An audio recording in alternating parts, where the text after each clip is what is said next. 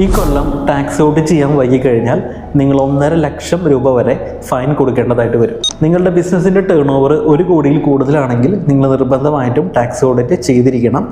ഇനി നിങ്ങൾക്ക് 95% നിങ്ങളുടെ ടേൺ ഓവർ വരുന്നത് ബാങ്ക് ത്രൂ ആയിട്ടുള്ള റിസീപ്റ്റ്സ് ആണെങ്കിൽ നിങ്ങൾക്ക് 10 കോടി വരെ ടാക്സ് ഓഡിറ്റ് ചെയ്യേണ്ട ആവശ്യമില്ല. 10 കോടി ക്രോസ് ചെയ്ത് കഴിഞ്ഞാൽ മാത്രമാണ് നിങ്ങൾക്ക് ടാക്സ് ഓഡിറ്റ് ചെയ്യേണ്ട ആവശ്യമുള്ളൂ. ഇങ്ങനെ ടാക്സ് ഓഡിറ്റ് ചെയ്യേണ്ട ലിമിറ്റ് ക്രോസ് ചെയ്തതിന് ശേഷവും നിങ്ങൾ ടാക്സ് ഓഡിറ്റ് ചെയ്യുന്നില്ല, അല്ലെങ്കിൽ അത് ഡിലേ ആകുന്നുണ്ടെങ്കിൽ ആദ്യത്തെ 1 മാസം വരെ 75,000 രൂപ നിങ്ങൾക്ക് ഫൈനായിട്ട് അടയ്ക്കേണ്ടതായിട്ട് വരും.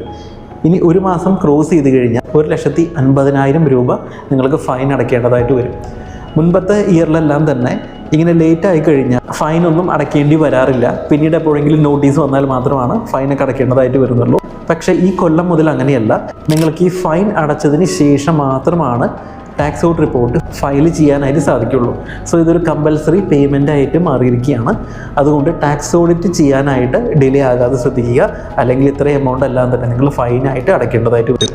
ഇതുപോലുള്ള ഇൻഫർമേഷന് വേണ്ടിയിട്ട് ഫിൻപൈലറ്റ് ഫോളോ ചെയ്യുക. ബിസിനസ് എൻക്വയറീസിനായിട്ട് താഴെ കാണുന്ന നമ്പറിൽ കോൺടാക്ട് ചെയ്യുക. Thank you.